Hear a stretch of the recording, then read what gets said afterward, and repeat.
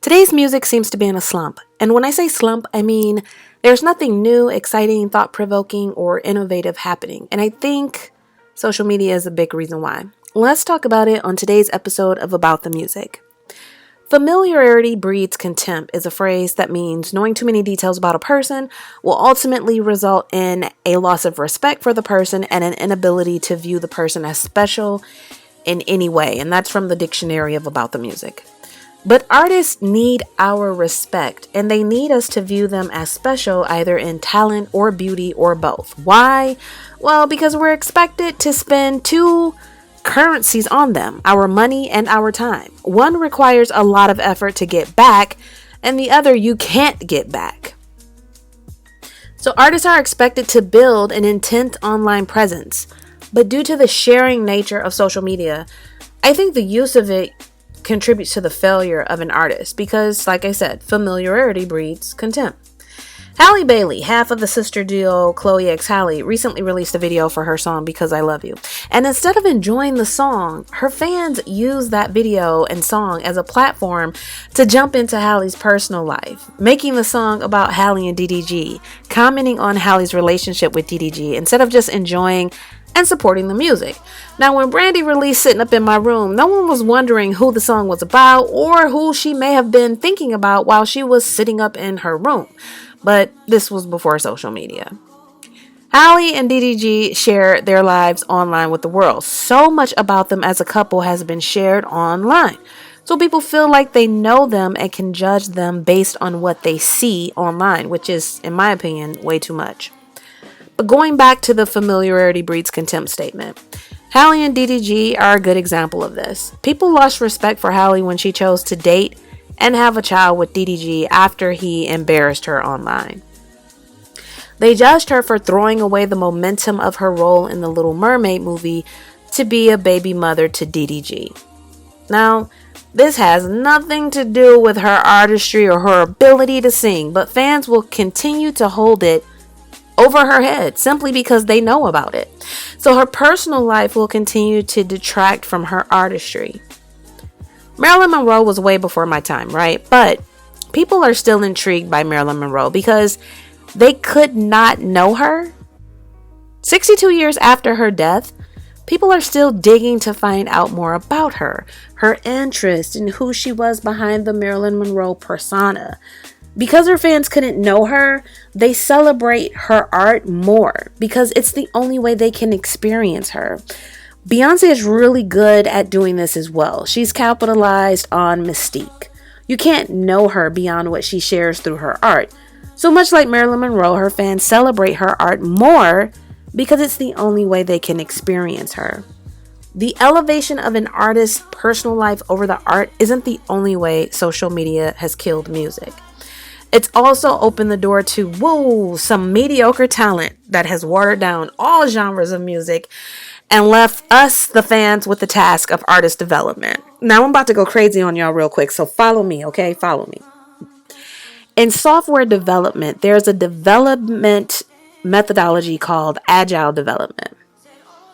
This basically is a system used to control the rollout of a project, right? Now, here's how this works. A project is released with the items deemed as non-negotiables for the client. Basically, bare minimum, right? What absolutely has to be there. And the development team continues to improve the project based on feedback while the client is using the software. Now, the client is using the product and paying for the product as the dev team continues to develop it and improve it.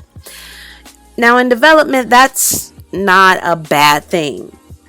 Sometimes, depending on who you ask. But in music,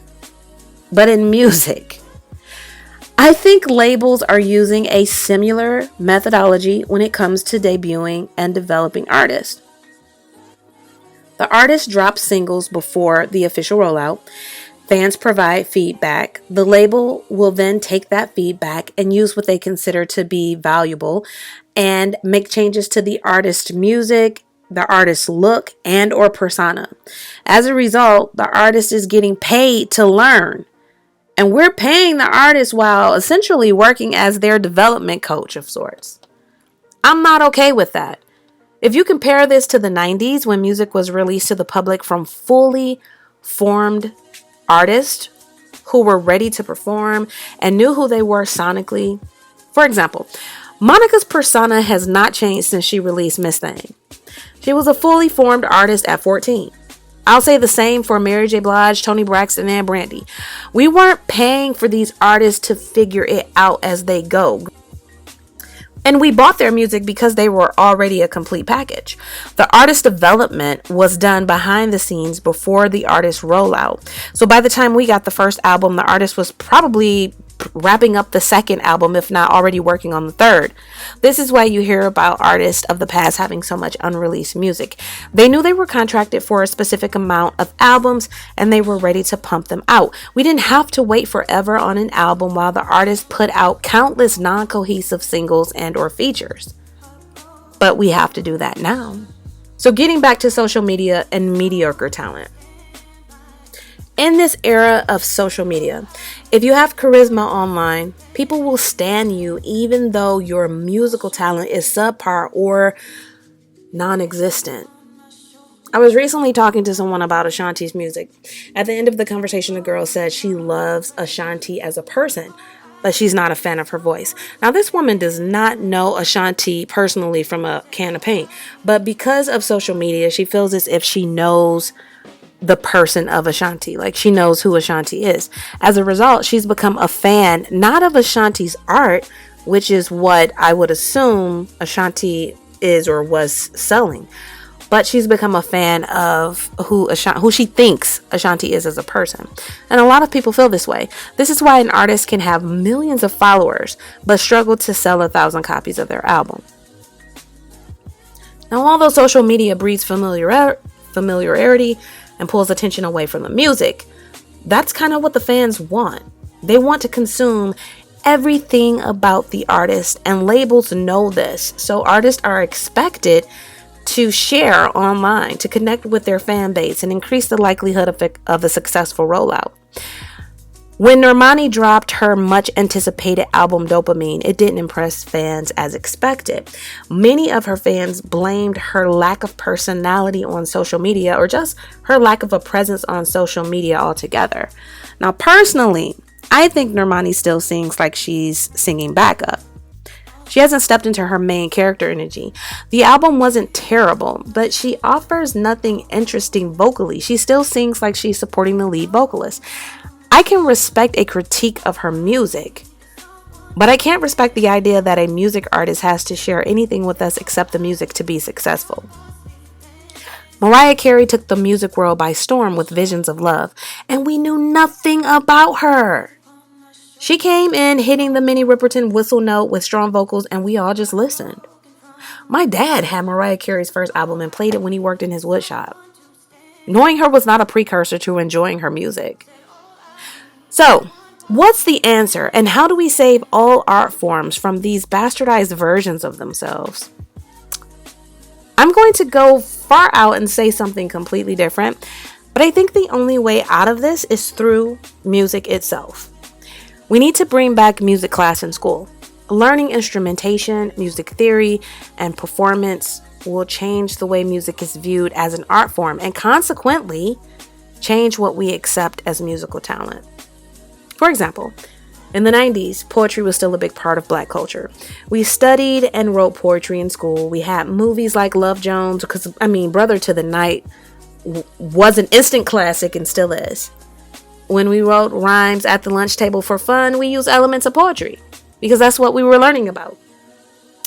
You can hear the poetry in Tupac's Pain. All of Common's work is poetry. Same with Mos Def.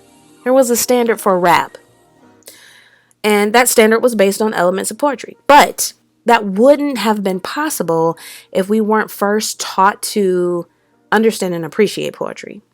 Some of the most prolific rappers of the current day, like Kendrick and Nas, have mastered the use of poetic elements in their work. Knowing and understanding the art form is crucial to being able to uphold a standard for the art form. How can we restore music to its former glory? Let me know your thoughts in the comments down below. If you enjoyed this video, like and subscribe, and I'll catch you on the next one.